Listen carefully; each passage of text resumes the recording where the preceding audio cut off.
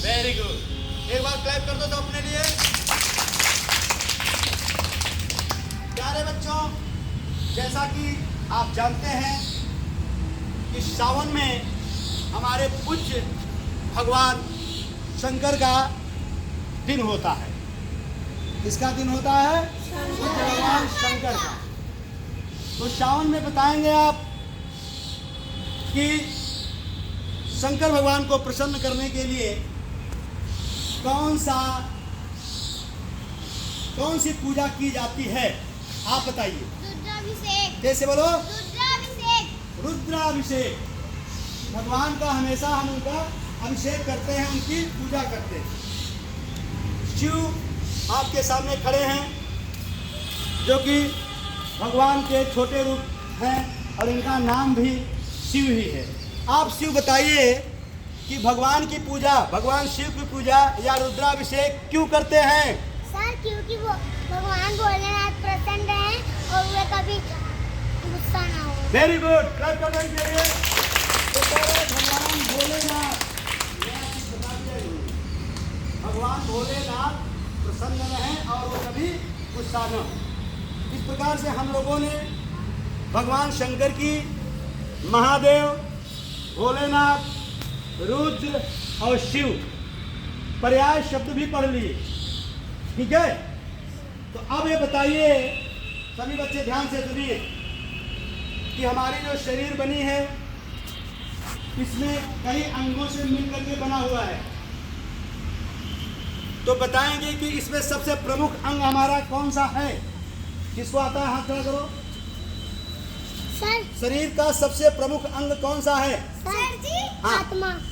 Very good. शरीर का सबसे प्रमुख अंग अंदर से है, वो हमारी आत्मा, साक्षात भगवान खड़े हैं आपके सामने, आत्मा है। यदि हमारे शरीर से आत्मा निकल जाएगी तो हमारे शरीर क्या बन जाती है?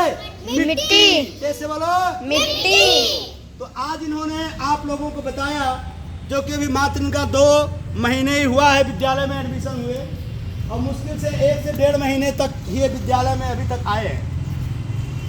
कितने समय तक आए हैं? 1 से 1.5 महीने। तो इनको भगवान ने भेजा है आप लोगों के पास कि जानो। अब आप सदन से मैं प्रश्न पूछना चाहता हूँ कि हमारे शरीर का जो प्रमुख अंग है वो आत्मा है। बिल्कुल, आत्मा की वजह से ही हम चलते हैं, फिरते हैं, बात करते हैं।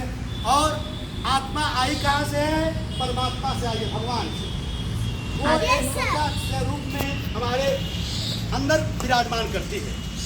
प्यारे बच्चों, जैसा कि आप जानते हैं कि सूर्य को किस किसने देखा है? Sir, very good.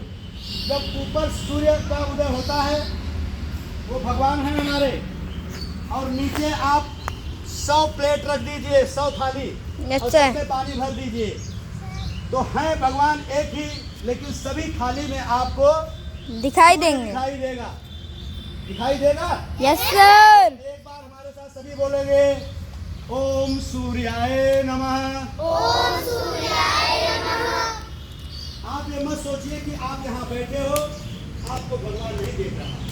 आपको निश्चित रूप से आपके ऊपर ईश्वर की छत्र छाया है, आपको जरूर देख रहा है कि आप क्या काम कर रहे हैं। तो अगर हमारे शरीर के अंदर की बात उन्होंने बता दी, तो मैं चाहता हूँ कि यही बच्चा बाहरी चीज़ों को भी बताए कि हमारे शरीर में ज्ञानेंद्रियाँ कितनी होती हैं। हाथ खड़ा करो जिसको आता है। कक्षा 1 के बच्चे हाथ खड़ा कर रहे हैं, बाकी नहीं कर रहे हैं। हाँ बढ़िया, कितनी होती है? वेरी गुड, क्लैप कर दो इनके लिए। अब हम शिव जी से पूछेंगे, एक्शन के साथ ये बताएंगे कि बेटा जो 5 हमारी ज्ञानेंद्रियां हैं, सामने देखो, जो 5 हमारी ज्ञानेंद्रियां हैं वो कौन कौन सी हैं? तेज से बोलिए। सर, आँख, कान, वेरी गुड, नाक, जीभ, त्वचा। क्लैप कर दो इनके लिए। और सभी एक बार जो साक्षात छोटे से शिव के रूप में आपके सामने खड़े हैं, इनका अभिनंदन करेंगे हाथ जोड़ के। बोलेंगे ओम नमः शिवाय। आप भी जोड़ो हाथ। जैसे बोलो ओम नमः शिवाय। जैसे बोलो ओम नमः शिवाय। ओम नमः शिवाय। स्टॉप। बहुत सुंदर।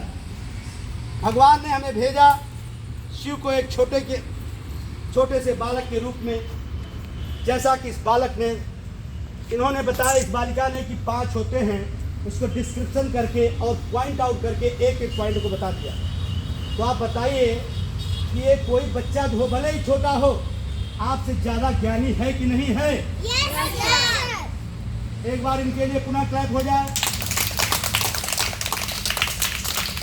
आप बताइए कि रुद्राभिषेक में आपने स्कूल नहीं आए थे जिस दिन आपके यहाँ हुआ था, तो आपने रुद्राभिषेक में क्या देखा? कैसे बोलो? शिवलिंग को जल चढ़ाया जाता है। Very good. शिवलिंग को पंचामृत चढ़ाया जाता है, दही चढ़ाया जाता है। वेरी गुड, क्लैप कर दो इनके लिए भी। तो मैं इन्हीं शब्दों के साथ अपनी वाणी को विराम देना चाहता हूँ और मेरे साथ सभी बोलेंगे भारत माता की जय।